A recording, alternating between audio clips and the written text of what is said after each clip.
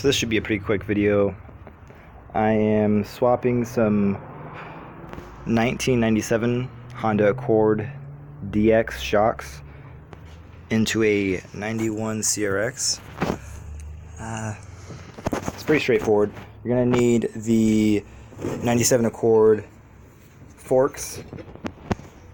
You can reuse your top hats. I'm sure this will work in any EF chassis, but here's your original fork here, and then the upgraded Accord is a lot more beefier, but they are almost exactly the same.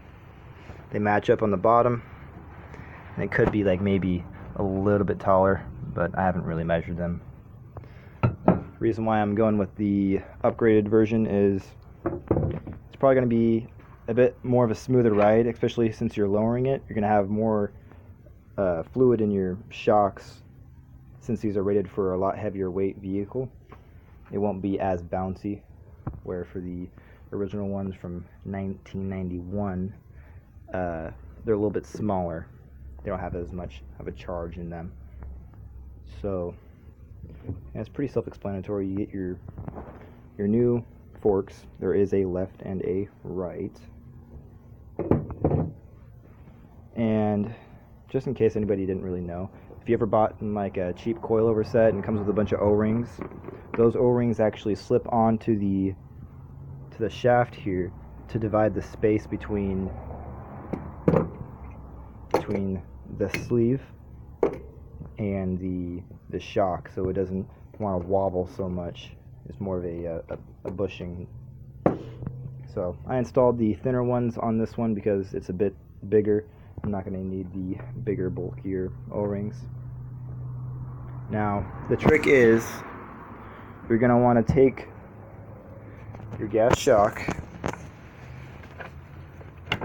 and your fork, but first take your shock over here. I'm just going to set mine down real quick. Alright. Damn, that looks good. Long way coming. Gonna need your fork. Cool thing is, everything pretty much bolts up. You don't have to do any cutting or fabricating. You can even reuse the old tie-down bolts for the shock. Gonna need a 14 millimeter, a 17, a 10, and a 12 to get the whole job done. And then also you might need a number 5 Allen metric. So I'll pick that up later. Easiest way to do this, because once you unlock that shock, it's going to want to shoot out, and these are a little bit taller when they're fully extended than the OEM CRX ones, and they're just a little bit they don't close as far. I think the OEM CRX ones sometimes are 13 inches or like 13 and something.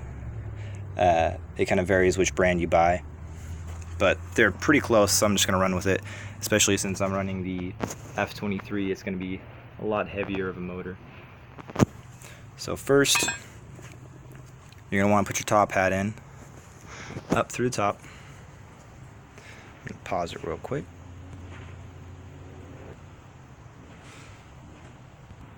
Alright, so once you get that just hand tight in there, you're just putting the top hat in, leave your hardware up here. So it's just the top hat, nothing else. You're going to want to slide your fork onto the shock and line up that notch with that there. So I'm going to do that right now. So once you got your notch lined up and you just got it kind of hand tight, you're going to want to set the fork down onto your lower control arm here, right into that. You can barely see the lighting, but you want to put the bolt through there and cage it with a nut. Do that right now. Alright, now that I got my flash on, here comes the fun part.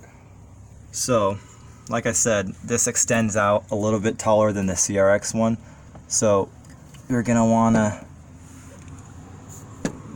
kind of align it with that hole up there and turn that stud there lefty-loosey. One turn, it will start to extend up. You better line that up with that hole. And also, I didn't think I had to say this, but make sure that your bump stop and your two washers are on top, because that's gonna help. So I'll try and set my camera up. Alright. This is gonna be quite hard. Put the camera in the way.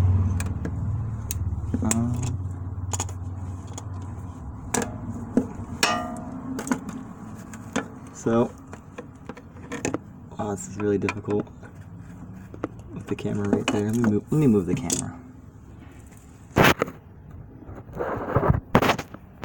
Alright. You can't exactly see the hole, but you kind of understand the concept.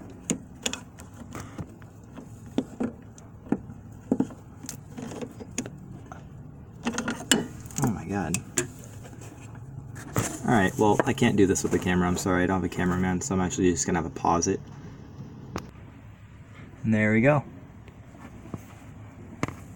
You're going to want to wiggle it a little bit. But, yep. Slowly going up. Just give her a little wiggle. She'll find her way home. And then...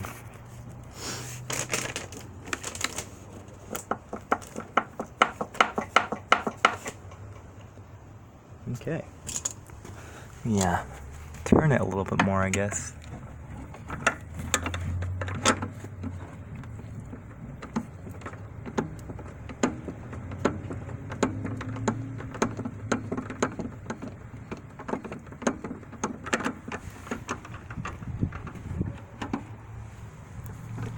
All right.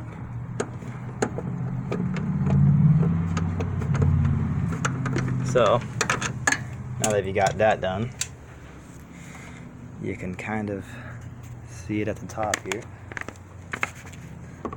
Just gonna take my pliers and give it a little assist. So these ones are gonna stick out a little bit more, but they obviously work. So I will get an after video of how it sits. I'm gonna try and lower it a bit too far because I got a big old oil pan. So here we go.